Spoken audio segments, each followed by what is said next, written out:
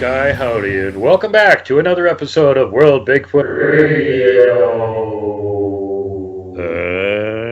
And we're back, and this time we have first-time guest Sue Walker with us to tell us about interactions with the Star People and the big furry guys that are both around her area near the Sandia Mountain. And some of you may already be aware of who she is and what she does, but in case you somehow missed the boat, why don't you introduce yourself and what you do to everyone out there, Sue? Okay, I'm happy to. In a nutshell, my name is Sue Walker. I live across from the Sandia Mountain in the Albuquerque, New Mexico area now. And I am a portrait artist and had a career, I still have a career of more than 30 years, almost 35, as a clairvoyant and medical intuitive that has worked with three-letter agencies. I had a knack and still have a knack for picking up extreme details of things and having them help solve cases or help people with medical issues that then go back to their doctor for.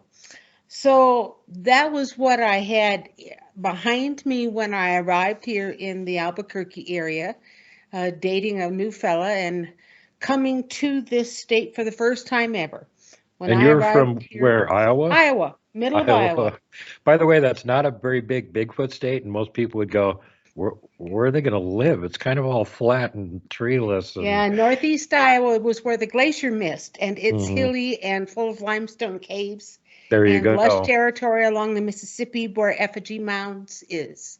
I used to live just north of there on the border of Minnesota.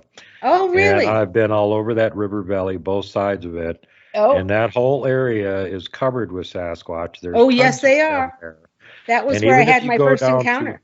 Even if you go down to the middle of the state on the eastern side of the Mississippi River, where the city is there, right. On the other side of the river from there, there's at least 2 troops of Sasquatch over there. I know somebody goes over there, does research, and none of the locals believe they're over there. And you can go over there. Yeah, they're there all the time. Oh, it's a gorgeous area for Sasquatch. Absolutely full of food, places to live, structure, not very many people. It's ideal, absolutely ideal. Yep. Yeah, I found that out by accident because I was with a group of people that like to have a camp out every spring, camp out for like 3 or 4 days, bring a bunch of kegs of beer with, have like 6 meals a day, eat like a hobbit, and then try and get some live bands to show up and play too. It actually worked. Oh, but wow. One of the areas we randomly picked and then we kept having it there every year was in that area. And since we were there all the time, I started driving around on all the other roads and stuff nearby and looking at the area, and I went, oh my God, they're all over the place around here. Yes. Yes. Yellow River State Forest was where I got married first in my first marriage in 1979. And so that area was where I was canoeing with my first spouse. And we were just going down the Yellow River on its way to the Mississippi from Yellow River State Forest. And it just meanders real slow through cow pastures and other things. And no roads, no people, no paths, no nothing. So we just pulled up the canoe the first night along the river's edge and found a little natural shelf in the ferns to eat our supper, and we were both pooped, so we went to bed when the sun went down. And about 2 o'clock in the morning, there was this smell and the sound of footsteps, bipedal footsteps, walking in the forest. I elbowed my spouse and I said, "There's somebody out there." He said, "There can't be anybody out there. We aren't near anything." So he just ignored me. I said, but, and he just ignored me. Well, the smell finally, after about a half an hour, went away, walked itself away. And I didn't understand until way later what had come to inspect our area. So that was my first ever Sasquatch encounter. Wow. I heard a report from some kids that were out kind of having a party out in the woods sort of thing going on. Just not a whole lot of them there, but shortly after the sun went down, and they thought it was a dead animal because the wind had switched and they were smelling this dead animal smell. So they went over there and they couldn't find it, and the smell kind of disappeared when they went over there.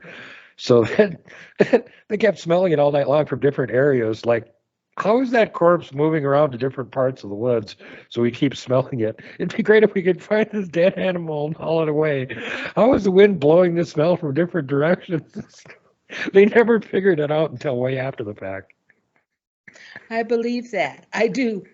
Yeah. Well, anyway, back to the story. I had been in New Mexico for the first time back in 2013. Been here like 10 days seeing my new boyfriend. And we were watching TV one night, and suddenly this strange male voice that I'd never heard before pops in my head as clear as a bell. And at that point in time, I'd been doing paranormal research of all kinds across the spectrum for almost 30 years. And I went, okay, what is going on here? Because the voice was not present in the room with us. It came in with a directional and a distance sense. And the directional and distance sense went straight into and under beneath the Sandia mountain. And I went, Wow. Okay, that's strange. It only gave me one sentence that first night. It was real close to the fall equinox in 13. Second night, I hear this male voice again, same guy. Another sentence, another comment, and pertinent to what was going on in our conversation or in the room or on the TV at the time. Third night, I hear it a third time, and I figure I better ask Otter, who's the guy I'm dating. And I said, hey, Otter, I got a strange question for you. You ever hear a voice coming from the mountain? I keep hearing this guy. And he went, oh, them. They've been talking ever since I moved in here in 2009. They talk so much I have to tune them out. Why? And so we both heard the same guy, and I didn't know quite what to make of it because I was new to New Mexico, and the only thing I knew that happened down in this state were strange underground experimental places like Sandia National Labs and Los Alamos or Roswell. Those are the only things I knew about this state. And I went, okay, what are the odds and what's going on? When I went back to Iowa, I didn't hear the voice. When I came back down in November to spend Thanksgiving holiday, it started right up again the same day I arrived. And I went, what is going on? We gave the voice a nickname because it came from the Sandia mountain. I thought Sandia, Sandy sounds like a name to me. And I just gave it the nickname Sandia. Because you didn't know what its name was, you just had to give it a name. I gave it a nickname without remembering that the word Sandia in Spanish means watermelon. And as soon as I gave this voice from the mountain the nickname, I told Daughter, I think I'm going to call the voice from the mountain Sandy. I think the voice from the mountain sounds kind of dumb. And he was listening and he piped up right away and he said, Sandy, eh? Watermelon head. Yeah, that'll work. And that was his literal comment.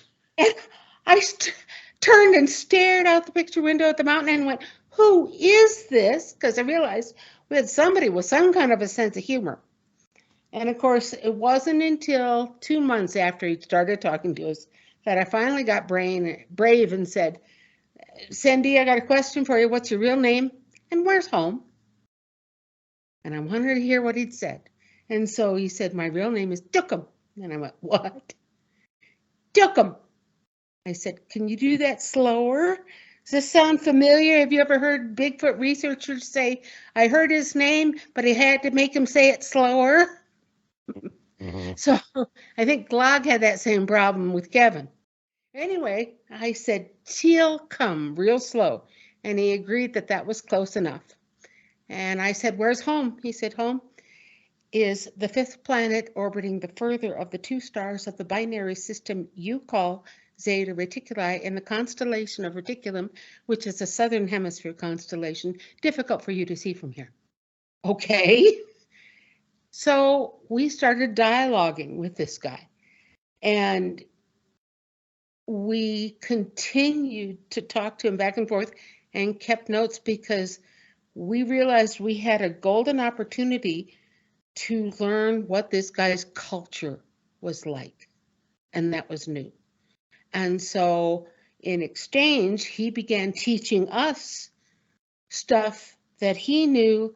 And one of the things that he began teaching us was that his people, the Ponti, were friends with the local Sasquatch clan. Both of them were telepathic nations, and both of them had real serious, very similar senses of humor. And so they got along. And we found out that one of his staff members, the guy that we were talking to, managed an information station that had been underneath the mountain for 1,000 years or more. And the local Pueblo people knew about it. I'm trying to reach for an image to show you. And they knew that the Star Nation people came down and had places that they lived underneath the earth. So this is one of the images of one of our friends with his Bigfoot buddy. And this happened to be the supermoon in August. So it's Radar, which is our buddy here, and Kie, his Sasquatch buddy. We have very close to here a very big wilderness area that's an old, ancient, dormant supervolcano called the Valles Caldera. And it's in the Jemez Mountains of north central New Mexico, which is the southern end of the Rocky Mountain chain and big Bigfoot and Sasquatch territory. So the Valles Caldera area, their people are known as the Long Nose Clan because they have a little extra cartilage on the end of the nose that tends to want to droop down some. And so the Long Nose Clan and their people have been around the Valles Caldera for a long time. And our ET friends have been friends with them. That's the same clan that's around the Mogollon Rim area. The Mogollon Rim would be southern Arizona and the southwest area of New Mexico. I think you could safely say that the clans merge, but they are separate in kind of the middle of the state. So the Valles Caldera and the Long Nose Clan are more in the northern area, and the other folks are more in the southern or southwest area, extending all the way over the Mogollon Rim into the entire southern third of Arizona. The reason I ask is because quite a few eyewitness reports from the Mogollon Rim with the Mogollon Monster mention the fact that they've got that big long nose, kind of troll looking, and they're not quite sure what the deal is because it doesn't seem to match the description of the Sasquatch in other parts of the country. Correct. And that would make sense that there would be some genetics in common. The people, the clan in the Valles Caldera are very friendly. The folks down in the Mogollon Rim area are not known for being as friendly. We'll just put it that way. We have a lot of lizard men, dog men, and other folks in the forest in the Mogollon Rim who are fairly defensive of their territory and not known for wanting to share their resources like deer, elk, etc. And so the hunters that go down into the Mogollon Rim sometimes run into issues. We know that much. Yeah. Yeah, one of my friends had a camping trip up there a couple months ago, and some folks went up the wrong road to a dead end and had problems with locals not wanting them there and chasing them back out again. If you go in with weaponry that's projectile weaponry, guns, rifles, that kind of thing, I think you'd have more I'm not problem sure they than had if you did anything not. with them. Really? I don't think they had anything with them, and one of them was a double amputee, so they weren't very much. I If agree. you haven't already found it on YouTube, there's a channel called Suspicious Observers, which Oh, is no. spectacular It's for keeping track. Ben is one of the few Ben, that yep. our ET friends say, this man is speaking the truth. This is, and what he is saying now matched what the Ponte told us about 3-4 years ago. And so we're finally getting verification of some of their scientific information about this area of the galaxy being a turbulent area. And when we hear Noah and the powers that be say, well, we're having a geomagnetic storm, but we don't know where it came from because it didn't come from our sun. Well, we already got warning from our friends. So it's been an advantage to be able to talk to them about what other civilizations have gone through when they've entered this turbulent area of the galaxy, what our planet has gone through in the past when it's gone through this area of the galaxy. So it's been very beneficial to have that friendship and understanding because they give us a heads up. And it was our Ponte friends that actually asked us to go teach telepathy 101 at the first Sasquatch conference that we ever attended.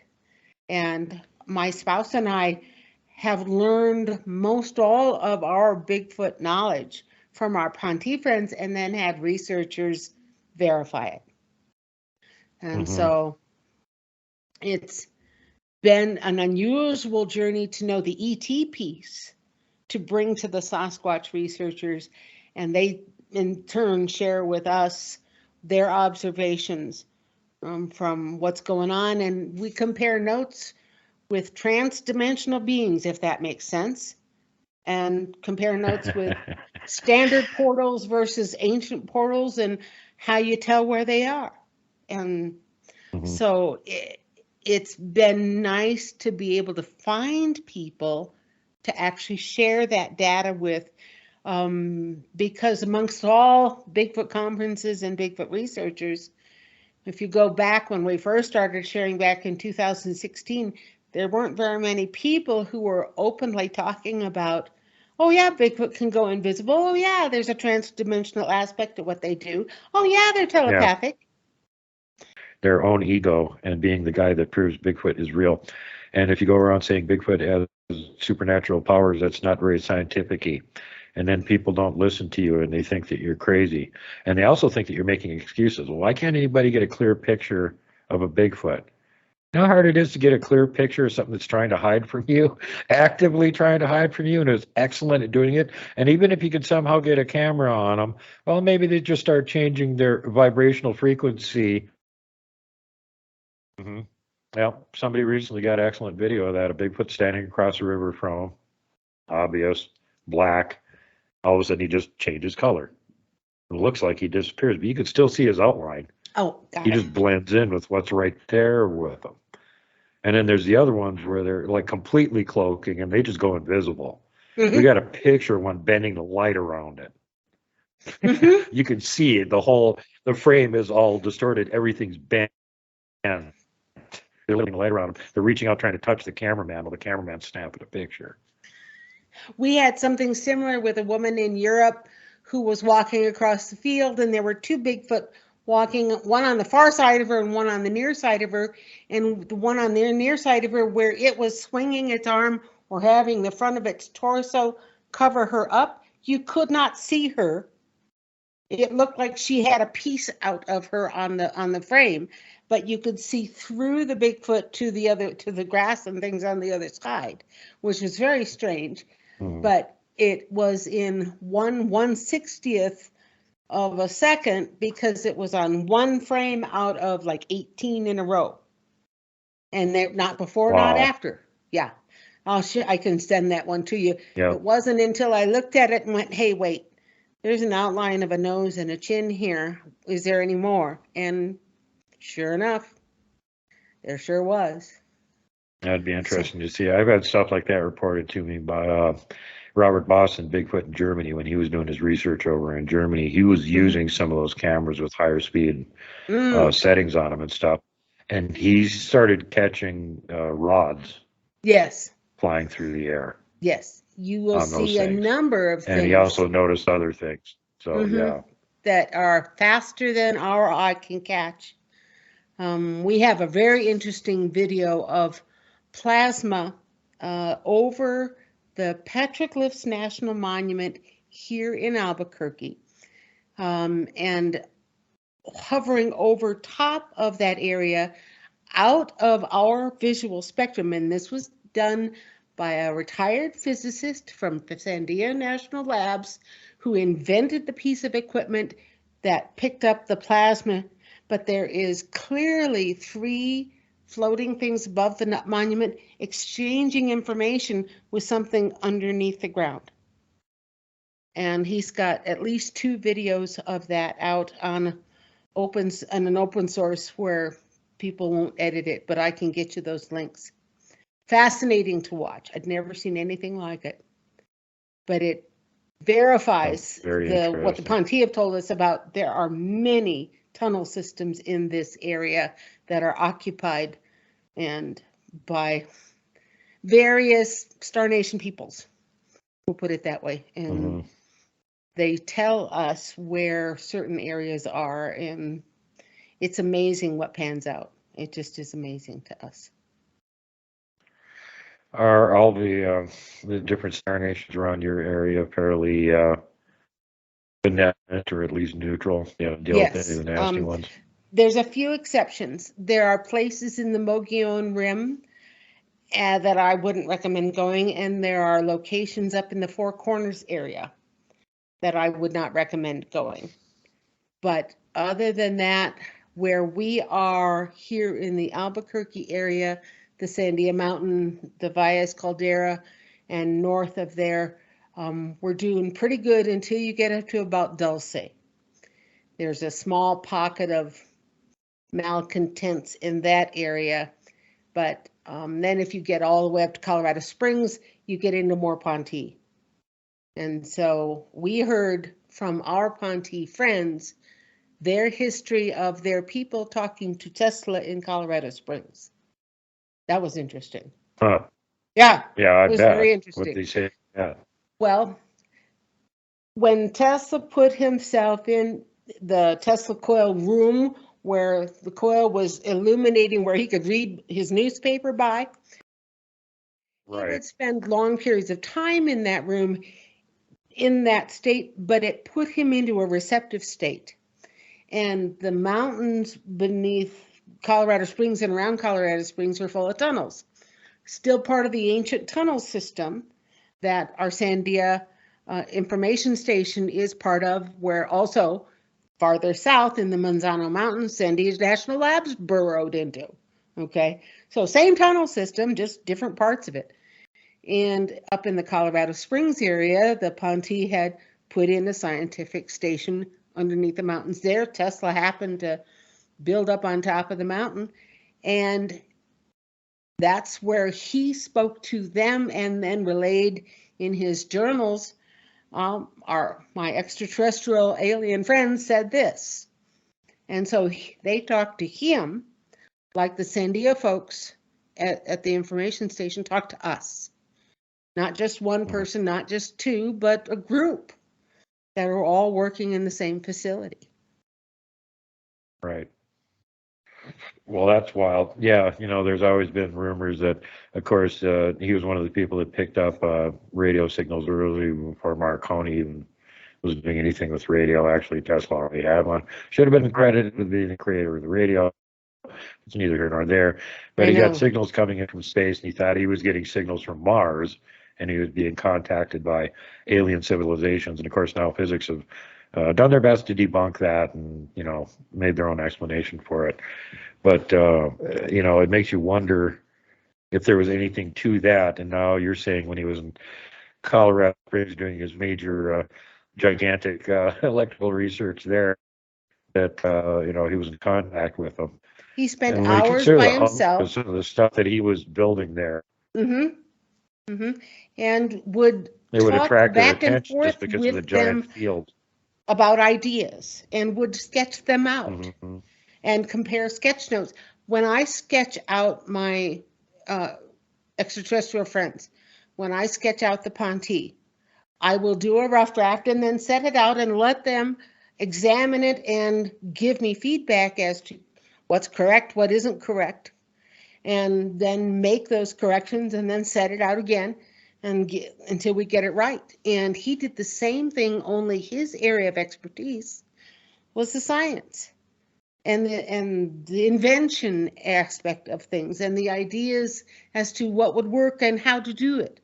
And he happened to be talking to a scientific research group underneath his feet, that had an interest in what he was doing, and they were keeping track of the progress that Earth humans were making in scientific discovery areas, and he was sitting right on top of them. It was convenient for both of them. Mind the ever-present point that any Star Trek fan would bring up at this point. What about the Prime Directive? Weren't they violating that by giving him ideas? They call it suggesting. If you are suggested, then it's you're nudged in the right direction, but the idea was yours initially. Sounds like something a Vulcan would say to cover up his interference. Doesn't it? Well, and the funny thing is, and if you talk about the Star Trek, what we found is that there are a whole host of different kinds of peoples that refer to themselves as human. We are not the only humans in this galaxy. Human does not mean earthborn. Human means I've got one head, 2 arms, 2 legs, tend to be bipedal. Tails are optional, number of fingers are optional, okay? Mm-hmm. And so our Ponti friends, even though they have a Zeta body type, the large head, the dark eyes with the second lens that retracts, the fewer fingers, the long hands, the skinny body, 4 foot, 4'5". Those folks also refer to themselves as human. They say, you're Earth human, we're a Pontel human. And the elongated skull folks, they consider themselves human also. They come from the Orion area or areas and tend to want to help colonies get started in habitable worlds. But from what I hear, there's actually some varieties of quote-unquote humans, extraterrestrials, that aren't from here at all, but look so much like us. All they have to do is put on some 21st century clothes, and they go walking right down the street, and you would never know it was one of them. That's exactly not somebody correct. From Earth. Yeah, the Umo from Europe are like that. The Umo aren't from Europe, but their first established base in the 1950s was underneath the mountains between Spain and France. And the Umo tried to help Earth humans scientifically. And so scientists all over the world started getting these complex papers about handwritten things about how the universe works. And they didn't know that more than one type of scientist was getting these papers until they got to conferences and started comparing notes. Well, when they pooled all of the papers that the UMO had sent to scientists all over the world, they ended up with 17,000 pages. It was in Spanish and French, and we have a fella in Michigan by the name of Jeff Demers who has translated the Spanish version into English so that we can read it. And so if you go to Amazon and look up UMO, which is spelled UMMO, and Jeff Demers, you'll find the information that's been translated. Jeff is the head of our nonprofit called the Infinite Voice Project. And we started a nonprofit to try and get educational grant money to help with spreading information about the transdimensional telepathic ET Sasquatch nations. And because we see that contact coming closer and closer and more public all the time. And now that we have a number of spacefaring countries and or businesses that are private corporations, there's 7 to 12 different groups out there now that are leaving Earth's atmosphere and have the capability of either circling our planet, going to the moon, or heading to Mars. And so you've got Europe, you've got us, you've got Japan, you've got China, you've got Russia, you've got SpaceX. It seems like there's somebody in South America I'm missing. So you see where we've got a whole bunch of folks experiencing things now, and there's no one person who's keeping all of them silent. And you're going to see kind of a vibe for who's working in a positive way with ET and who is not. And the false flag scenario is going to be much harder to pull off if Russia says, well, we've been attacked by an ET nation, and China says, well, we're working with them. They're friendly. Yeah. Now what happens? So. Speaking of friendly cryptids, let's get to the Sasquatch people.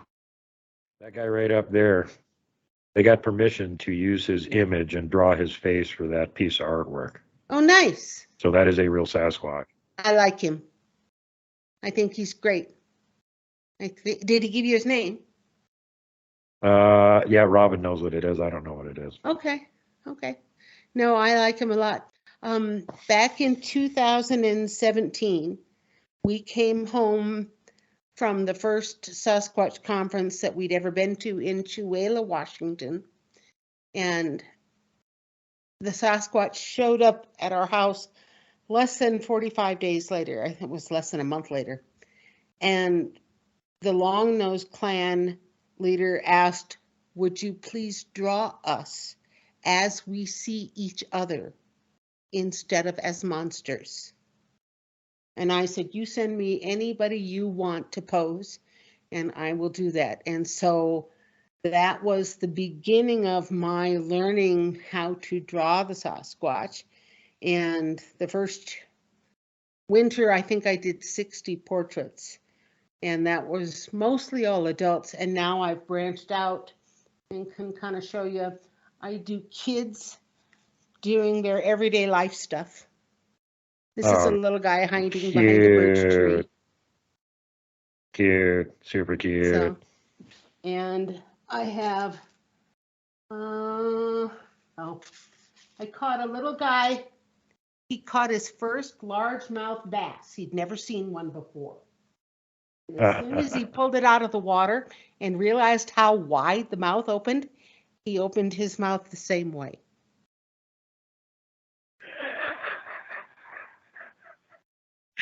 That looks about right. Well, you can imagine a 4-year-old kid pulling a fish out of the water and going like the fish does. That's what they would do. Yeah. I will sketch the adults doing like their normal everyday activity. This is a fellow that was after a rainbow trout under the moonlight in the dark. And sometimes it's just straight on portraits. Sometimes it's black and white like this. Now that guy up there is one of the type of the Sasquatch people that make people think they're gorillas. Yes. Well, that looks like a gorilla. You do see that sort of look to them because they've got the ridges under the eyes like a gorilla has. They have more of a flattened nose, and they'll have a hood more than a bit of cartilage like we have that sticks out. So it's more of a flat hood. Yeah. Well, the a great little apes flatter really to the don't. nose. They don't have a hooded nose. We got a hooded nose, and they also have the sagittal crest. Some of the big ones, just like a Yes, great ape does. So they sure do. makes them I also have look a like alpha number of male ones gorilla. like that. But sometimes I sketch them just as they are. I've sketched the round-headed ones like this guy. I've sketched the sagittal crest guys. Where's he? Did I have one behind me somewhere? I may have. I got to look at what's behind it. Yeah. See the guy in the peach with a peach background right behind me on the wall here on the easel? He's Yep. got that same sagittal crest and the big brow ridge. But I find that the difference between the males and the females and the difference between the different clans also dictates how much hair is in this area of the face. Sometimes they'll have hair here when they're children, but it will start to recede down the cheek line and be less and less until it comes down to until jawline. And you don't see a mustache. You don't really see much of a beard until it's down here at the tuft. So it really varies. And I've seen almost completely human faces or earth human faces where all you do is add more hair and it looks like a Sasquatch. And I've seen the other end of it where they are much more lowland great ape wise. And that kind of a face, only flatter and wider. Their cheekbones tend to be much wider than a lot of them. They still have eyes that are rounder than ours are, and the iris part takes up most of what you see instead of a lot of sclera, a lot of white to the eye. And so we tend to see, I'm going to just say that, tend to see less white of the eye in the Sasquatch peoples in general than we see in earth humans. Does that make sense? So, all right. I don't know if I still have any coffee left or not. Maybe just a little. I ran out too, and I'm down to drinking the blood of my enemies now. I don't have any coffee left. So. I'm back down to the cold, sweet brew, but at least it's something wet. So, well, continuing on, as everybody can see, continuing on, as it were. In the background there with the plethora, myriad, or multiplicity of mighty Bigfoot paintings and stuff that you have back there. Want to tell everybody a little bit about how all this is happening, what the process is, and let them know what's going on there? Too. I was asked by the Sasquatch to begin drawing them. I had never drawn a Sasquatch until they requested it. And we had attended one Sasquatch conference and came home, and about 2 weeks, maybe 3 weeks later, I get a Sasquatch showing up here at the house, and he had one request, and he was with the local clan from the Valles Caldera, which is a north central New Mexico old dormant supervolcano area up by Los Alamos. And his request was very simple. He said, would you please draw us as we see each other instead of as monsters? Everyone else portrays us as monsters. And I went and looked, and trying to find anything but adult male was very hard at the time. And this was would have been September of 16 that occurred. So I began drawing the women and the children and the elders, and slowly but steadily, as I would draw them, I would set them out and ask for corrections overnight. And I would wait until I heard from somebody whether or not there was an approval or something else needed to be changed and what. And so that was the process. And sometimes it would be weeks that I would set something out and wait for any kind of feedback at all. And other times it would be immediate.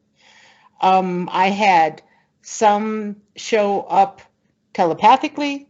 I had some long distance. I had some that were here at the house, and got a chance during one of those to meet one of the kids who was just like any of our toddlers, was a 2-year-old. I knew that one of the moms had had a child about 2 years before that, because I saw the newborn. But it was not until 2 years later that the same mom showed up with the toddler running around that I just went, oh, wow, hi. And when they come to our house, you know that they've arrived, because even if you cannot see them, there is this instinct to duck, because you feel this massive somebody that more than 8 feet tall and trying to get through your doors and deal with the 8-foot ceiling. But I have become known now for drawing, say, the children. And this is one that I started last night. And I just thought, if he's peeking into a trail cam, what's he looking at? He's going to see his own reflection and grin at himself. Okay. And I do the straight on images too, like this one I was just adding highlights and lowlights to. But we were talking earlier about when they have stray animals that they find as babies in the forest. They'll sometimes adopt them as pets. Sometimes they'll eat them, sometimes they won't. But we had a number of animals displaced here this year, because we had incredible forest fires here in New Mexico, more than we've ever had in this state simultaneously, to the point where they had to let thousands of acres burn because they didn't have enough firefighters to, even though we brought in help from out of state, they just didn't have enough. And so we had a number of clans displaced from their usual habitat, and have huge burn scars here in New Mexico now, because this state has been under such a drought condition for so long. We're barely catching up. But drawing the kids has been probably my greatest joy.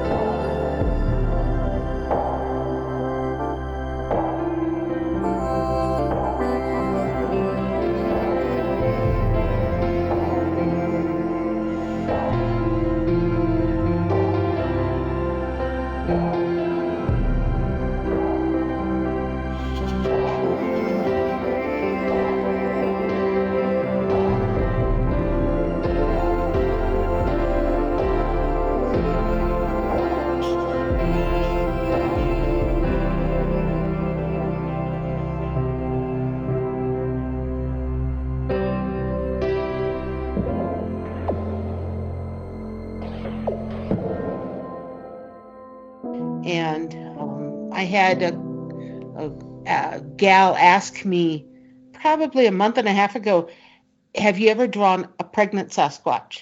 Well, I had not. And I looked, no one had. I couldn't find one anywhere. And so if somebody else finds an earlier one, that's fine. But to my knowledge, I'm the only one who now has the drawing of a pregnant Sasquatch. And they do the same thing that we tend to do when we're, almost ready to pop. You put your hand on your tummy like this, and you're always looking down at your tummy and your bulge, going, okay, I'm ready. So, I'm tired of looking like Santa Claus already. Come out, kid.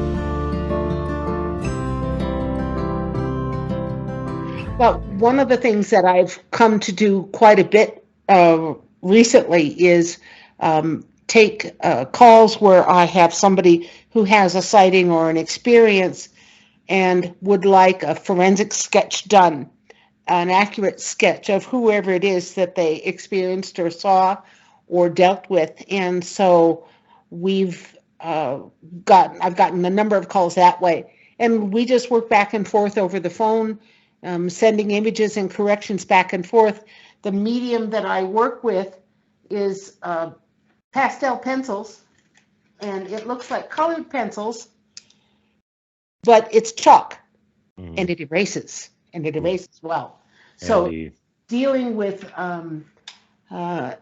accurate portraits for folks who would like something, even if they were not able to get a photograph of their experience, at least they have something that takes them back to that time frame. And so I have 400 or 500 Bigfoot sketches that I've done over the past 6 years. She was fun. So I am doing book covers now, and when people are putting out research books or their books on their Sasquatch experience or whatever it is, I'm getting calls now for illustrating those, and that's been very nice, and I just enjoy the heck out of it. So I just try and do justice to them and be as accurate as I can. Yeah, when I was doing the Glag saga with Kevin Lang, that was something that came up because, of course, no pictures, so we need illustrations. Yes. Right. And he was fortunate enough to have Sabila Irwin work with him on the early sketches, what Glag looked like when he was a little kid hanging around to them. And then after he was up here in Montana with me and he got to meet adult Glag, and he contacted Rob Roy Menzies and worked with him and got adult Glag illustrations done. Okay. And that sort of thing was invaluable because as all the hardcore fans of the series know at this point, Kevin's passed, so we're not getting any more information from him.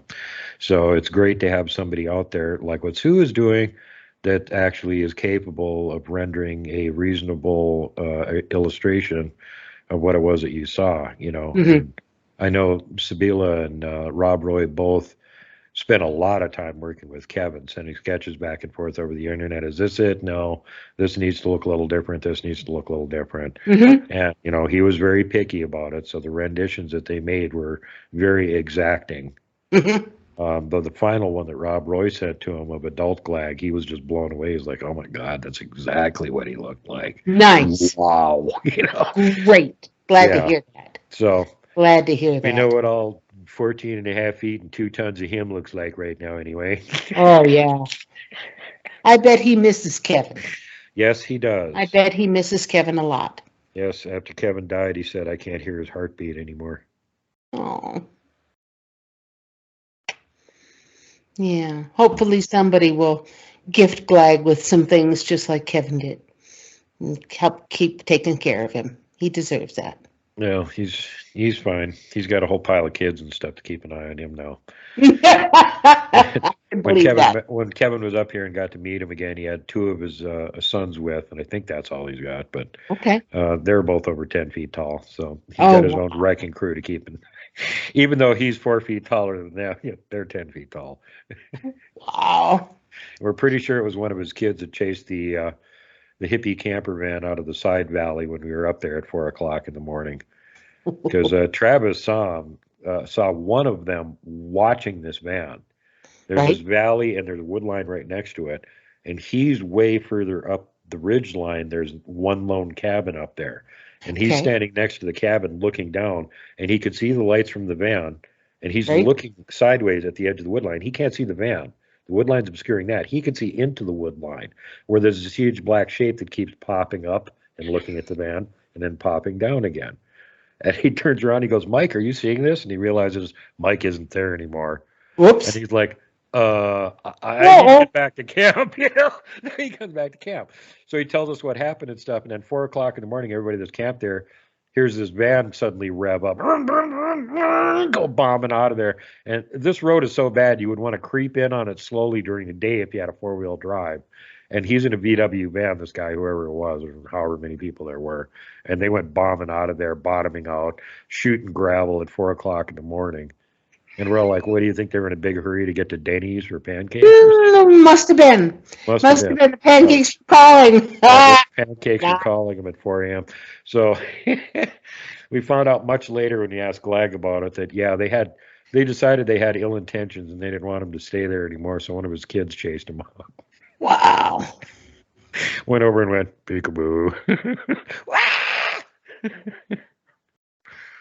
Oh, fun. So yeah, they got a sense of humor. And that's, when I just had Keith up here, that was the second time we saw that, where they're all fun and games with us. And then somebody on the other end of the valley ticked them off.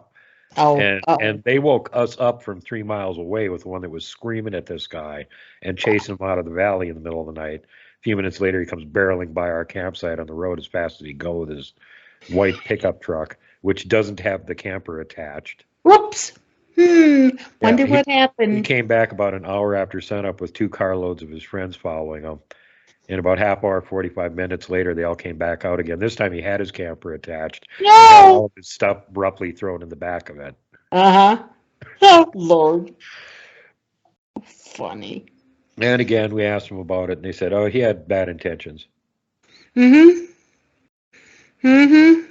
Well, apparently, because he just came in the night before, and you already chased him out of the valley before the sun even came up. And the night before that, you were over here tickling Keith's feet. Yeah. They must have had their fill of him real fast. That's all. Yeah, wow, really, really bad. You're all like happy-go-lucky with us and play little pranks and stuff. And this guy over here, he gets screamed at, chased out of the valley. And they were insistent. This is like 3 miles away, and I could hear them. Whoa, whoa, whoa, whoa, whoa, just freaking going up. Like, oh my God, what did this guy do? Right away I knew what was going on.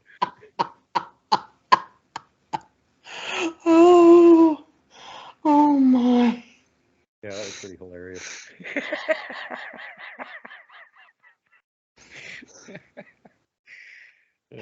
But yeah, that's one thing I like to point out to people. They're like, oh, this group of Bigfoot up here are really mean. Don't go up there. Well, maybe it's that you're an asshole and they didn't like you. It's not that they're. Or maybe you don't know how to treat them right. Yeah, you don't know how to treat them and treat them with big hairy apes that are dumb. Yeah, exactly. Hello. That's another thing that I like to point out for all these people that have all of these groups that have ape in them. If you're implying that there's big dumb apes running around the woods in North America, and you haven't caught one, you're dumber than a big dumb ape running around. Because you can't even outsmart a big dumb ape and catch one. Something's really wrong if you can't catch a big dumb ape. Yeah. I mean, what does it take? Yeah, I mean, geez Louise. Big dumb ape. The only big dumb apes running around North America are some of the knuckle-dragging Bigfoot researchers out there, and that's about it. And they're generally the ones that can't get a picture of anything to save their life. Right. And have very, very little evidence of anything that they're getting. Yeah. They have evidence that they're wasting a lot of time and money walking around the woods and getting TV cameras pointed at them. That's right. Jeez. So anyway, getting back to your wonderful group there, how many of the Sasquatch there locally have actually contacted you, mind speaked with you at this point? Oh, golly. The clan leader, at least one of his mates, some of the elder matriarchal females. And I don't know about your area, but down here, the clans tend to be matriarchal, and the adult males will do what the matriarchs say, but they have the final say. And oftentimes they will instruct the males as to who's doing what where. But they also have the say for the mating of, I want this gal with this guy kind of thing. They play matchmaker a little bit. Yeah, here in the tribe that I interact with, they've got a big dominant male, alpha male. And I don't know about Robin's area, either in the Carolinas or in her home stomping grounds up in Michigan. But the other friend that I've got down in Louisiana, Christy Sci-Fi, and she says hi, she loves you. Her group and all the other neighboring groups have all got big male leaders. Okay. and one of them's really old, really Wow. old, like How old did they get? Methuselah old. Wow. Yeah. Wow. We've talked with some of the young males. We've talked with the clan leader's son, who happened to be born in 2001. He's 21 this year. And so it's just growing into his long bones and just getting height still by leaps and bounds, Yeah. sometimes 6 inches a year sort of thing without any issue. And so we've gotten a chance to know, and the clans down here in central New Mexico are known as the Longnose clan. They Mhm. have a little bit longer nose and a little bit larger cartilage at the end than some of the other clans have, and it droops down a little bit more. And so that, I suspect, is what got them there. Teenagers, especially the teenage males, get sent to another clan's area to see how they live and what they're doing Mhm. and exchange information so that they have more of a worldly knowledge or area knowledge of, instead of, well, everything we do is up in the Alpines, they can see what the lowland Sasquatch do, or what the swamp folks do, or the boggy folks do, or the folks that have a whole lot more underground cave and lava tube and underground um, Karst hot system. spring area. Yeah. We have a lot of dormant volcanoes down here, and so it's not difficult here to grow underground a long, long ways and with large, old tunnels. Mhm. So we're aware that a lot of the travel here is not necessarily above ground from point A to point B. Yep. Yeah, and they could do that in some other parts of the country too. One of the things that Rich Soul has done in his research over in Nebraska was take a look at the local topography and geography there. Mhm. And you look at Nebraska and you're like, there's no Bigfoot living there. It's a friggin' flat cornfield. No, they're Mhm. all over the place. Why? Well, first of all, giant river systems and all the riparian woods next to the river systems Right, is where they're living. And they use right. the river systems for travel corridors anyway. Yes. But also, that whole system is like, softer, softer bedrock. So the water has made karst systems underneath all of it. There's gigantic cave systems connecting Yes. everything underneath that state. So they can actually move huge distances and you'll never see them because they're doing it underground. Correct, correct. If you get into Kansas, Kansas used to have salt ocean areas that now are just salt areas. Hmm. If you get over to the Missouri River area, you get into the limestone, but there are other parts of Kansas that are salt tunnels, Yep. and they're storing things underground because everything stays dry.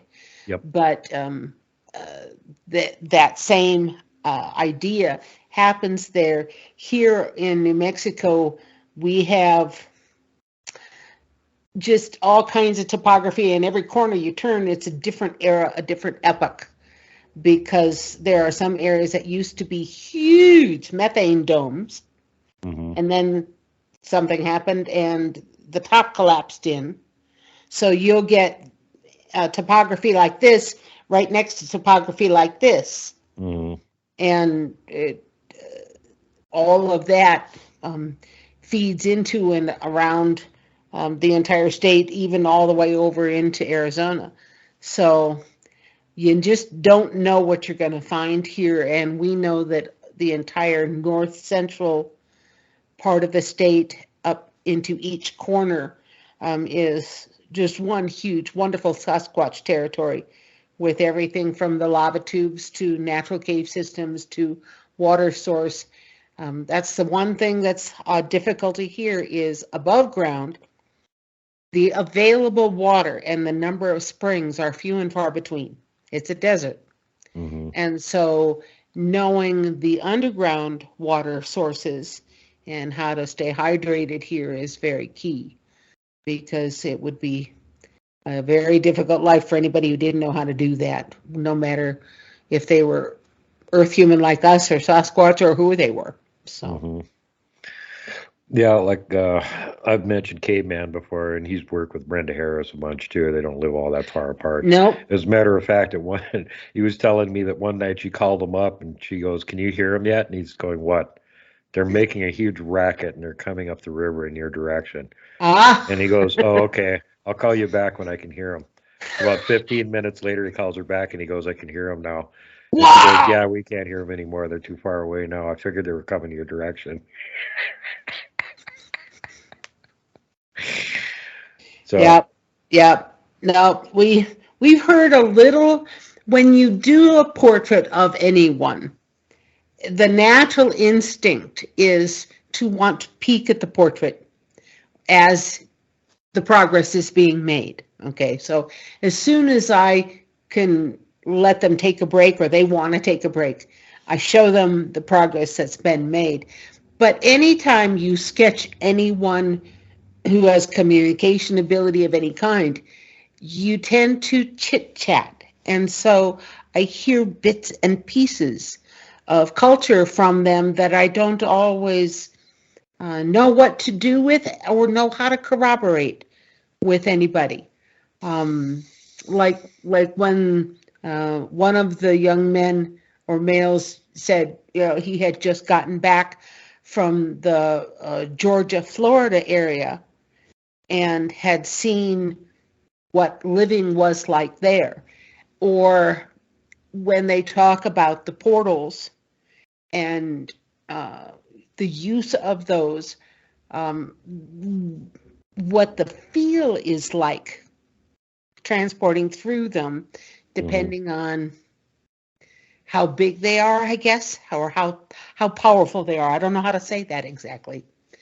But there are some natural portals around at least the Rocky Mountain area that have individuals camped by them that aren't necessarily so friendly. And so it would be like, what would be a good example? If I drove from here to LA and I got off on the wrong exit inside of LA and I ended up in a bad area. Okay, it would be like that. Trying to get to a portal of an area and then realizing, no, you don't want to use that one. Go to a different one. See, now we realized that this is what was going up in Coloma about 3 or 4 years ago, and we had a paranormal team up there to actually survey it with all their gadgets. And yeah, it's haunted as crap. It's a ghost town. Surprise, surprise. But we had already figured out where there was these two standing stones and went like, this looks like a permanent portal thing. So they came over with this gamma ray detector and stood in between the two stones. They got 2 bursts on the gamma ray detector within 2 minutes of standing there. That does not surprise me. Impossible. Wow. Impossible. So we know that's where one of them is. You can actually touch one of the stones and you can feel the temperature difference. Really weird. So then we began to realize that the reason that the Bigfoot hang around that area isn't because it's necessarily like where they want to live. It's because that permanent portal is right there. And then we found out one of their meeting places is near there. We're not allowed to go there, but we know where it is, so we can avoid going there. Not take good. This is a very close proximity to where the portal is, just outside of the ghost town itself. That makes sense. So it's an open portal. They can't control it. All they can do is post sentries there to keep an eye on it. And if something comes through that they don't like, they got their sentries right there to let them know, hey, this thing just came through. When I look, security guards is what they're doing. They're yes, right. That's why they've got that really serious. They're security guards. Yeah, you don't want to mess with their security guards. That's very true. When our friends have explained about the ancient portals that are really permanent portals like you're talking about, some of them have been undisturbed for a long time and are still used not only by the Sasquatch, but I'm surprised you aren't hearing reports of more UFO craft in your area because of that, or more other unusual cryptid or individuals, different looking individuals. We'll just put it that way. The others. Yeah, it's interesting because that area is right next to one of the most highly trafficked ghost towns in the entire country. It's kept up by the Park Service, and it's only 4 miles away. And this Wow. abandoned town came from the same exact time period, was actually larger. Almost nothing is known about it. It's been abandoned twice. Really? Yes. And you haven't found anybody's journals that talk about the No, why? no. If there is any information on it, they hid it. There's a rumor that there was a mass murder there, that they Okay. had run the mine the first time they closed down the town until it had almost run out of resources and it wasn't worth running anymore. And they had all of the Chinese workers that were no longer making railroad because that was all Okay. done. So they all started working in the mines, and they only paid them every 2 weeks. So when payday came around, instead of paying them, they actually collapsed the mine on them, so they wouldn't have to pay them, and then they just packed it out. Now this is Oh my just a gosh. local legend, so don't know if it's true or not. Right. But Wow. there is a mine there right underneath the town. There's been archaeological excavations to dig into it to see what they can find and whatnot. It's flooded. The parts that are above the town probably aren't flooded, but they might not be aware that there are parts of the mine above the town. We found those because we're digging around, looking around there all the time to see what's there. But yeah, very interesting, weird place. And one of the locals, the guy that actually owns the ghost town of Garnett and lets the Park Service keep it up for him, he says he won't go up there at night because of the little people. Okay. And same thing with Coloma, where we go camp out. He says little people there too. I All found their right. tracks, so yes, there are little people there. 3 little moccasin tracks about that big, all in a row. But Okay. no toddlers with moccasins walking around up in this freaking ghost town. It wasn't even in the ghost town. It was the Wow. base of the cliff below it. So yeah, they're right about that. But there's no reports of UFOs or aliens or any of that stuff up there. It's all cryptids and ghosts, cryptids and ghosts, cryptids and ghosts.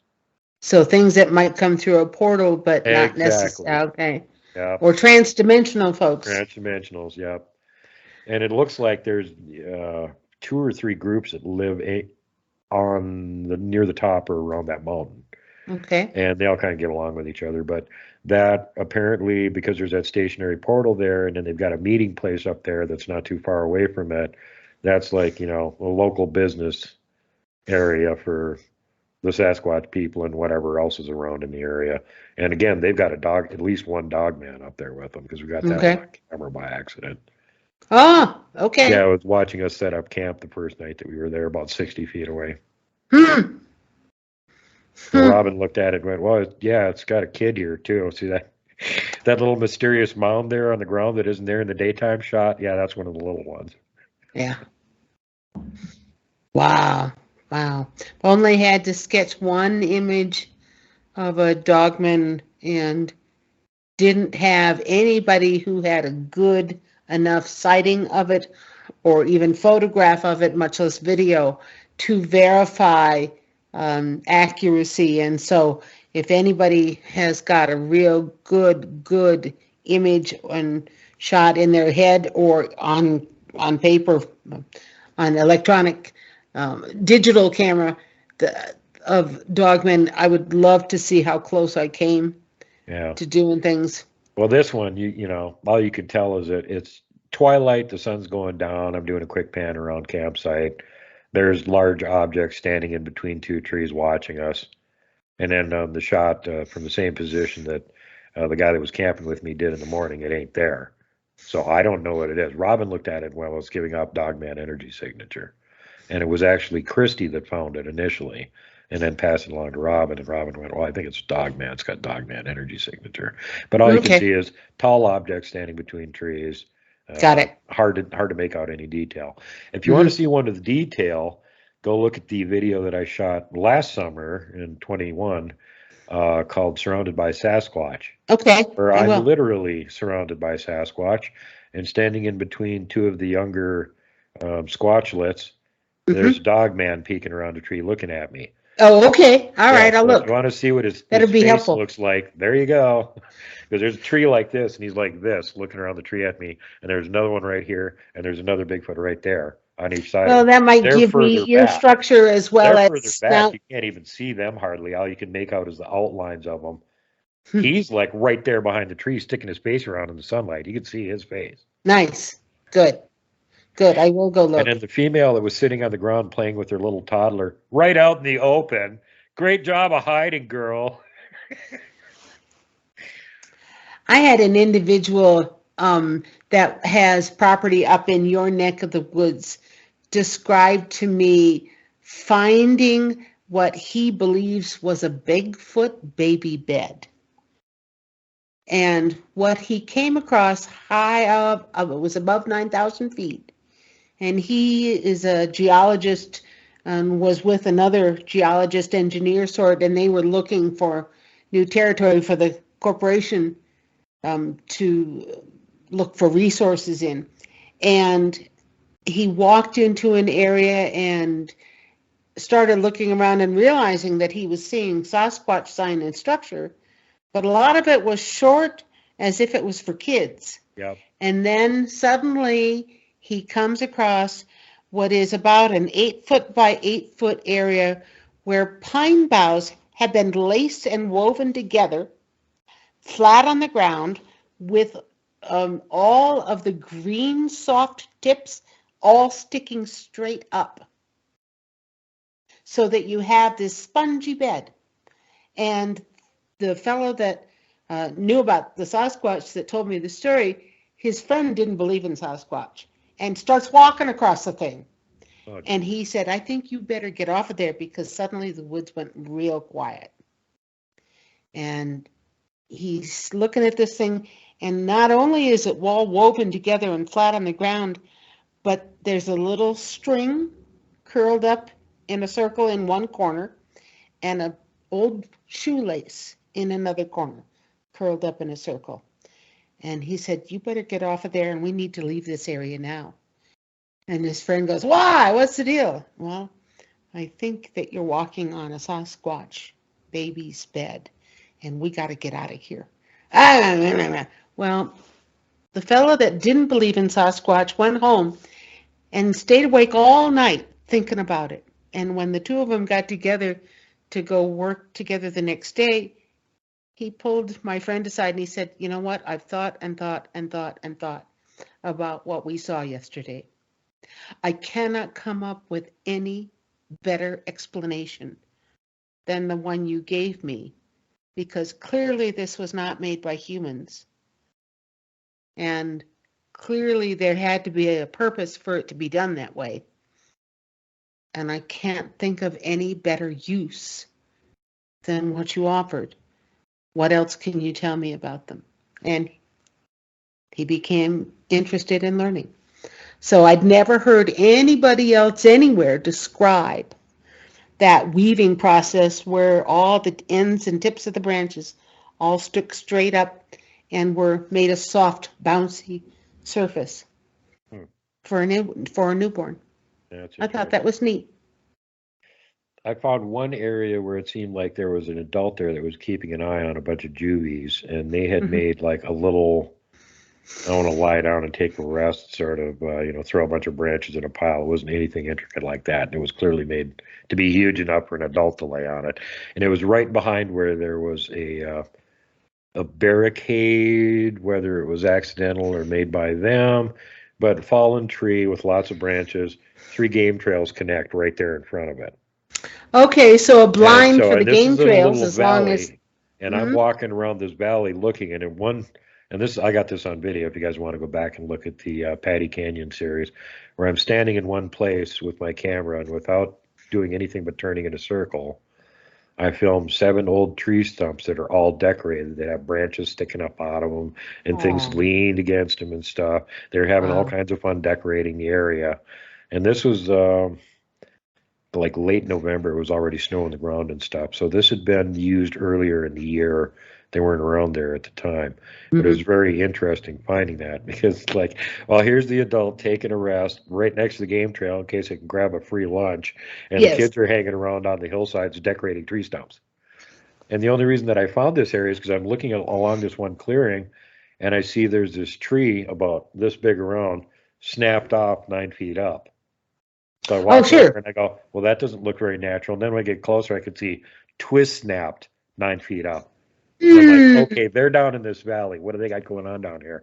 As soon as you Here's your walk over the son. ridge, you can see decorated stumps all over the place. Okay, that's clearly not natural either.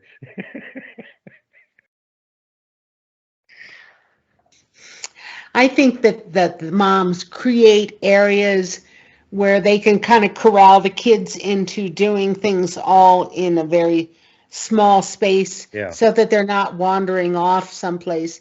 But Oh I yeah, it's look just at, like our kids playing with like oh yeah, Legos or something. They've got all these little sticks and stuff here. You kids yes, make something with it. And we know this other area not very far from there that we could guarantee pretty much every time we went up there, there'd be a new construction. And hmm they would take down stuff they had already made and they'd take the same pieces and make something else out of it. sure, Or they okay, would change the decoration. They'd have like 3 sticks leaning against a tree. And the next time you came up, it looked like two hash signs interwoven leaning against each other. And you're like, well, wait, let's look at the video from last time. That wasn't there last time. They changed this. And that teepee that was over here, it's gone now. And this thing wasn't here. They built that. So that's what we figured out. This was an area where they're letting the kids play. And no surprise, it's almost at the top of a ridge. It's sort of in the open and it's facing to the southeast. So it gets nice warm sun in the morning. oh sure, Uh-huh. nice, Yeah. that makes So sense. eventually the forestry guys, because this is right next to a recreational area, noticed that there was something unusual about this area. And they went through and destroyed all the structures, and there was too much heavy Oh, brush in there. They cut the heavy brush out so they wouldn't have any place to hide anymore. Like when we got that one 12-footer on video that was hiding there. Yeah.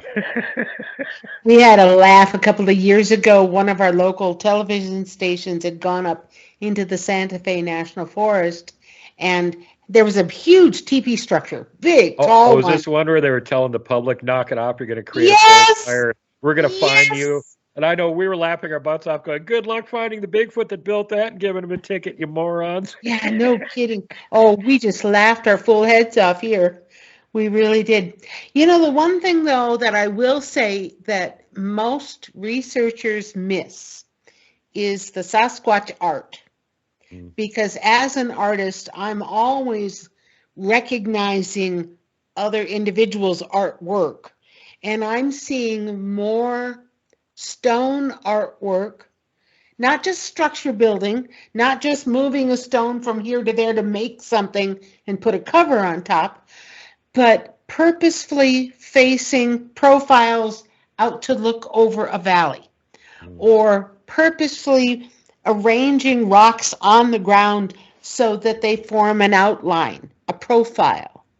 And guys walk past it all the time, and yet when I see their camera footage, I'll stop and go.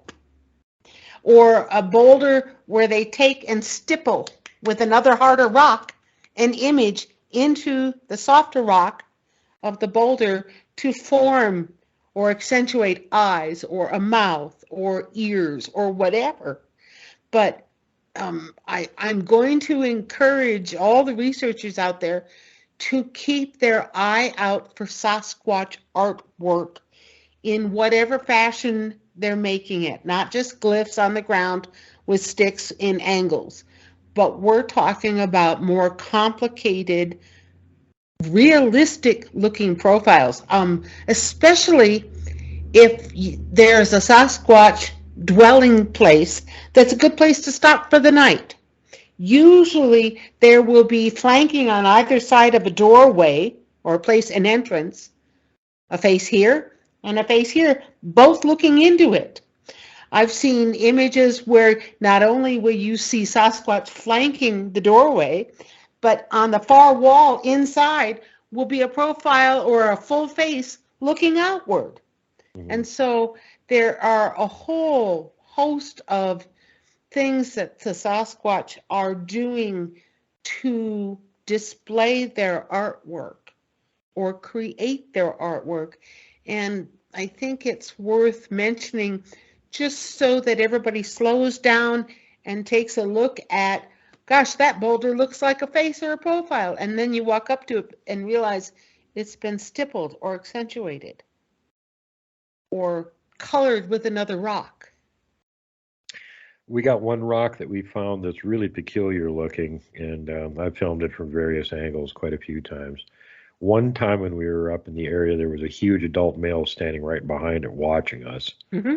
And we noticed that in the video and then went back and measured and everything and shot video from the same spot. Noticed no huge statue, no huge shadow standing above the rock over there. It's not there this time. We're up here at the same time of day, same light conditions, nothing there. So this was also like right next to where they had a 6-story tall X structure made out of a couple lodgepole pines, which they have since deconstructed. Okay. But now that we've been all over that area enough times and seen this pile of rocks, from one angle, if you're coming up the hill, it looks like the Sphinx sitting there, except like if the Sphinx had great big praying mantis eyes. Wow. That's what, yeah, it's really cool looking. And then there's just like a whole bunch of anomalies in there. And if you go back to the ridge behind that, which is past the 5-story tall teepee structure, we walked across that a couple of times, but it's so far back there, it beats us up so much to get to it. We haven't had a really good chance to canvas very much of it. But the second time we walked past this one particular rock, I went, Mike, film this. And I walked over to this rock. And there's this rock. It's about like, yay, big round, 4 feet across or so maybe. Pretty much round, nice smooth granite rock, except it's got nubbins on it, just like the megalithic walls in South America, Yes. and over in Asia and stuff. I know what you're talking about. Megaliths, they got those little weird nubbins on. Well, Yep. here's this perfectly round rock that's With got nubbins. these nubbins on it. And then if you walk a little ways from there, there's 3 boulders right next to each other with real thin groove in between them. Of course, that's all natural. The ice did it and everything. Yeah, one of them's got a nubbin on the end of it. Yeah. Yeah, So you have there is megalithic no structure up structure there. We've to it. seen it in Colorado also. I suspect that you'll see it's all the way down the Rocky Mountain chain, but tending to be in the high country or along ridges.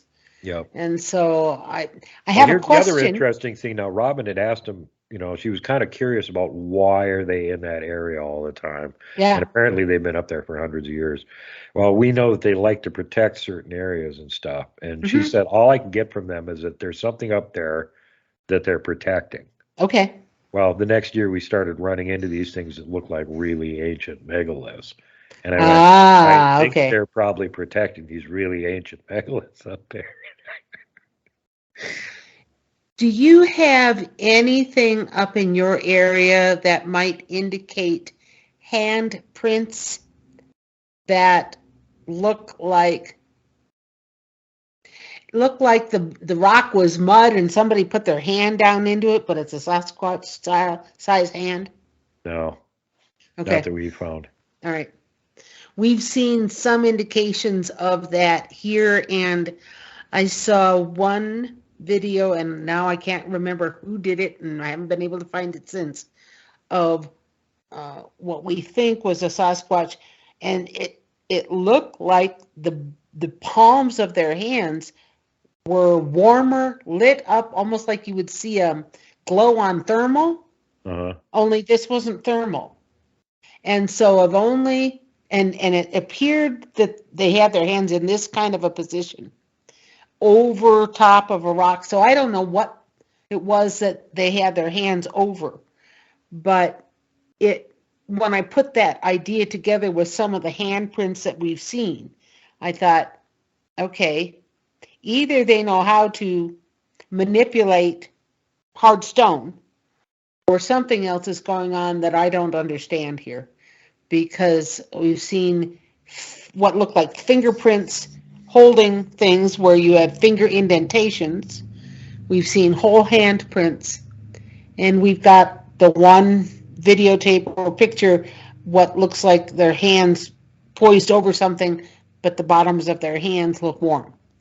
And so I don't know if I should be putting those together or not, and just didn't know if you had seen any indication of unusual activity that way or artwork that way. Keep your eyes open. Yeah, I will. I mean, technically, if you go according to the scientists, there isn't any megaliths in Montana.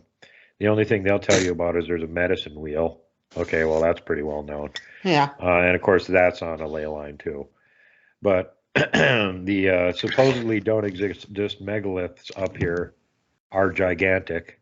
The Tizer dolmen has already been well documented and photographed, and I Uh-huh. had one of my guys find it and went and looked around the area of it, and it just does not look natural. If you There's ways find you can one, there's tell always more than because they've one. got three uprights on it, and then there's a Yep. capstone.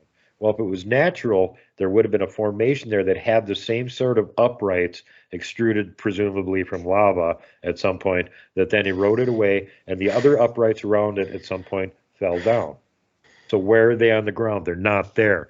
Where's the capstone above it? There should have been another layer that had eroded Right. above that, and you would see some of these same stones again lying at the base of it. They're not there.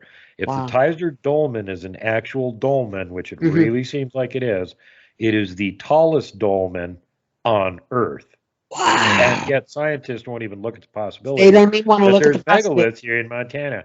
Well, we found new ones that nobody's even documented last summer. And this next summer, we're going to go out and get right up and close to them and Oh take a my look at them, gosh. whether Wow. that giant Sasquatch on that ridgeline really likes it or not. We left him peanut butter, so they can't be mad at us. Very So good. let's see that beautiful picture of that pregnant. Okay, so I did find Ms. Sasquatch pregnant, and this is the gal that I sketched at the beginning of September. Her name is Eva, and they do exactly like we do when we're at the end of our pregnancy and put our hands on top of our bellies and look down a lot and go, when is this thing coming out? And I'm sure that she's had her child by now because she was due at the end of September. And so I am waiting to hear if she had a boy or a girl and would love to sketch her infant if that's ever possible. Yeah. But I have a plethora of YouTube videos that are portray the Sasquatch kids that I've done, or I've got a couple of shorts with my favorite Sasquatch portraits that I've ever done.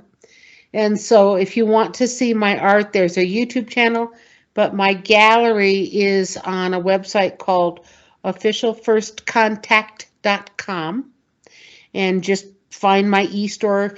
I also happen to have a Redbubble store where you can get some unusual Sasquatch paraphernalia, whether it's t-shirts or mugs or anything else. I also have videos that portray me actually drawing various Sasquatch and the process of.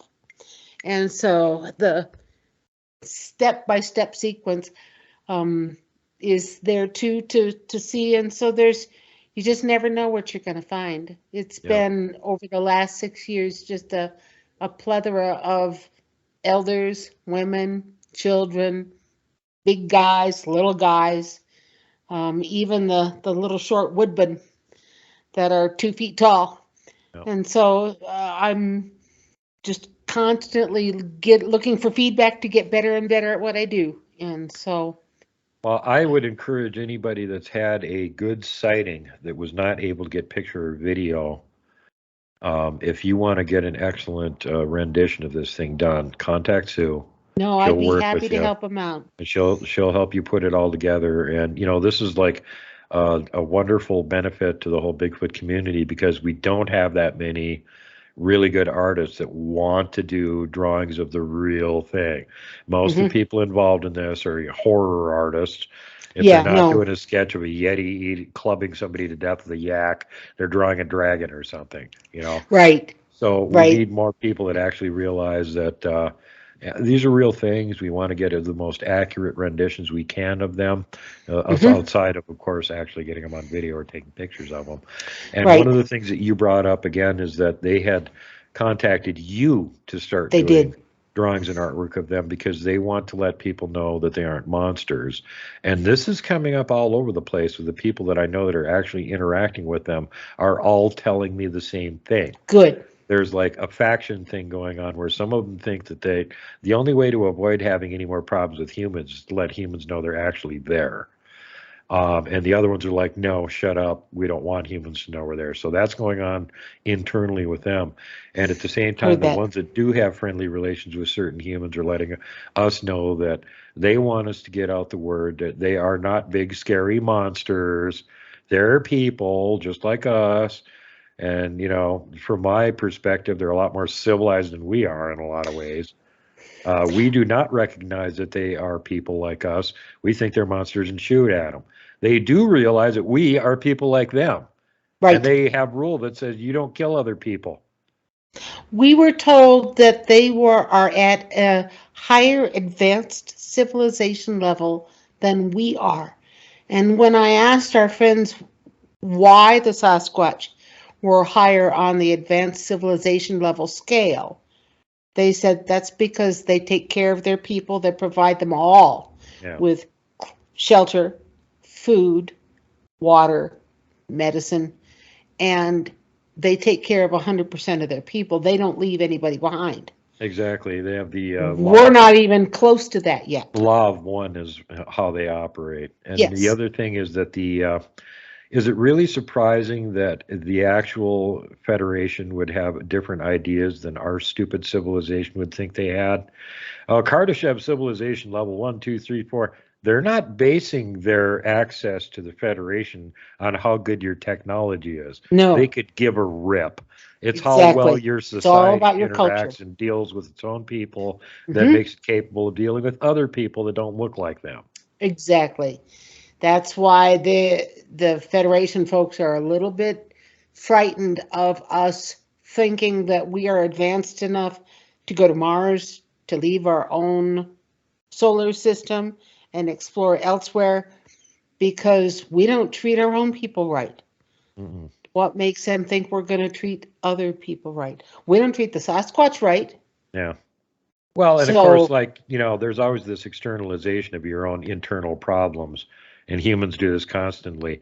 So and so's a liar. How do you know? mhm, Well, because everybody's a liar. Well, you think mhm. everybody's a liar because you're a liar. That's exactly right. Not everybody is a liar. And just Mhm. just because, okay, well, all the examples we've had of more advanced civilizations encountering lesser advanced civilizations, including conquering and enslaving them. That's from our standpoint. That's What makes you right. think everybody else operates on this primitive level? Mhm. Mhm. People accuse others of that which they themselves are guilty of. Yep. They sure do. Yes, indeed, you do. And Yeah. that's, the way of externalizing your own internal faults. You think everybody is like you. Oh, I lie, therefore everybody lies. No. Uh-uh. It's Yep. your problem. You're Mhm. flawed. Deal with it. Mhm. Exactly. Sasquatch don't lie. That's one of the things I love about them. We have found that same thing with our ET friends, but you are right. I have yet to encounter doubt. Joking and kidding is one thing, but lying, no, No. not even. Well, and if you think No need about to. it, it's like it's self-evident why they can't do that. Mhm. Now, as I have found out, their actual physical languages that blah, blah, blah, they speak like we're doing right now, Mhm. they've got several different ones across the continent. So you may know words from one in one place, won't necessarily mean much of anything to the guys in another place. That's right. They've got Dialects are tribal different. languages just like the native tribes do. But that doesn't mean they won't necessarily understand it. It's just like, well, I can understand French, but you're speaking French. Actually, we speak German, sort of thing. Basic words, I understand what you're saying, but beyond that, it's like we don't usually speak that. So how do they all communicate with each other? Well, they're mind Mind speak. speaking. They're sending thought content rather than actual words. When they want to talk to another one of them and not have everybody in the universe hear it, that's when they use physical language. Because if they actually use mind speak, everybody else can listen in on them. And There this is actually why is a they can't. private way to do that. Right. I'm sure they've We've probably learned got that. that too, but there's also powerful entities that can break through it and listen. That's true. That's So very true. it's not secure. That's my point. And the Yes. other thing is that if you're telepathically communicating with the people around you, Mm-hmm. how can you lie? That's exactly Right right. away, they can read your mind until you're full of crap. That's right. So that's why they don't lie, because it's impossible for them to lie to each other. You got it. You got it. We learned that very quickly. And Mm. so, yep, telepathic information. That's the other thing I wanted to share with your listeners is our friends helped us write a telepathy manual that works for Sasquatch researchers. And in fact, we were asked to take it to a Sasquatch conference and share it with the people there first before any other conference. And It's called the Telepathy 101 Primer. It's free. It's a 285-page slide presentation, but it demonstrates the protocols for contacting a telepathic nation of any kind, Sasquatch or otherwise. So if you go to officialfirstcontact.com and go to the documents section, you can download the PDF for free. Yeah. And so it starts you with where are you now on that scale of I can do it or I can't, and how do you get better given your way of learning? What's easiest for you? And so it walks you through the fastest, easiest ways to improve and get your brain used to that telepathic contact. Because I tell you right now, anytime you speak extensively with a telepathic nation, if your brain isn't used to it, after about 10 minutes, it's going to start to feel like it wants to shut down and feel real jello-y. And you'll start to feel real shaky until you get your brain used to connecting in that manner. It's a little bit more powerful kind of contact than just talking or hearing, voices in the telephone, because you get all of the emotions with it, you get all the history with it, you get the visual images with it, and so it's much more like a download of extensive information than just hearing words on a radio or words on the phone. Right. You're a lot more liable to get a picture image or just a thought form than you are actual sentence constructed of words strung together. Mm-hmm. And so we talk about that. We also talk about the overwhelm that comes with it, because the first time you have a mind speak situation that's extensive, that shutdown and emotional overwhelm on your part, about 98 to 99% of us Earth humans go through that. And that's normal.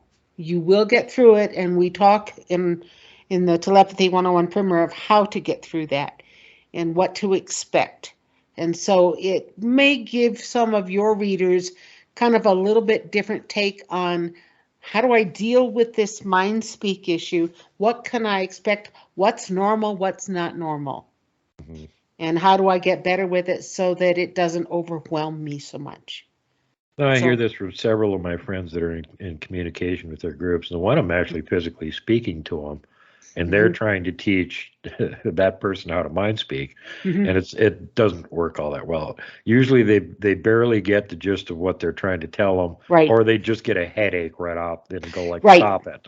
And another researcher I know over in Nova Scotia, New Brunswick area was interacting with this one group for quite a long time, and the alpha male in the group tried to mind speak to him. And he would get like instant splitting migraine headache and get nothing. And that's common. The same one's younger daughter tried to mind speak with him, and she could do it. Right. And he doesn't get a headache from listening to her. Right. But it's like some of them are so powerful, if they even like try and say hi to you, it's like, Yeah. That's why when we sense a Sasquatch anywhere near or come close to us, our instinct is to duck. Just because whether you can see them or not, the power sense there is very humbling. And so we are very grateful for understanding more about the mind speak telepathic aspect of it, and glad to share the information for free with folks. And if it helps them, great. More power to them. So, well, again, any of you that may have had a good sighting where you got a really good look at it, but weren't able to take a picture or get video or anything, please contact Sue. She'd be happy to work with you and make an image of it that will, according to your specifications too. Like most of these good artists, so you're happy with it quite a few times until you go, yeah, that's it exactly. That's right. That's right. Duke, thank you so much for having me on and for talking. I really, really appreciate it. And to all your listeners, I think you have a fabulous show and a fabulous format. I've learned quite a few things from you, and appreciate that as well. And give my best to Robin. I would love to speak with her personally. That would be Absolutely. fabulous. She She and wanted I me have to, more in common than she knows. yeah. She wanted me to put you in touch with her too, because she does want to Yep, have a conversation with you. ditto. And All right. again, like I said, Christy Sci-Fi is a fan. She said Oh, right, hi. right. Tell her hi back. So, all right. I will let you be, sir. Thank you so much. And we'll talk again sometime soon. If I've got some more pictures to show you, I'll let you know. All right, and absolutely, we will have you back at some point in the future. Everybody out there, take advantage of this opportunity. If you need something drawn, sketched, painted, made into an awesome piece of actually looks like something artwork, she can do it for you. I can do it. Maybe way Oh, better than the blob squatch pictures you probably got anyway. my email is very simple. It's psychicsue@gmail.com. Psychic is Psychic. I spell Sue just SU, and I don't put an E on it. So psychicsue@gmail.com, and it's Sue Walker, Sue with no E. And again, also on YouTube. She has a channel over there, Sue Walker, Sue with no E. She has a very interesting hour-long video of the presentation that she did at Psychic Bigfoot Conference, which gives you a lot more details on the background on them that the Punti have shared with her or the Right. Sasquatch directly. So, and you'll notice that almost everything she says is the same thing you've been hearing on this channel anyway. But it's always fun to hear it from somebody else tell you the same thing. Just like when I was Confirmation. watching this show with Tom Horn the other night, where he was talking about Chaco Canyon, the Anasazi, and the giants down there. And by the time I got to the end of it, I went, well, that's the same thing me and K-Man have been saying for 5 years. Thanks for backing us up, Tom. Really appreciate it. I love it. Love it. Yeah, anyway, all the rest of you out there, I hope you enjoy the rest of your evening and have a great week at work. Don't let Monday get you down. All the usual abjurations and warnings will apply, and you're about to hear them again. So make sure that you're kind to everyone. Safety first, last, and always. Pay it forward. Don't be mean to people if you don't have to be.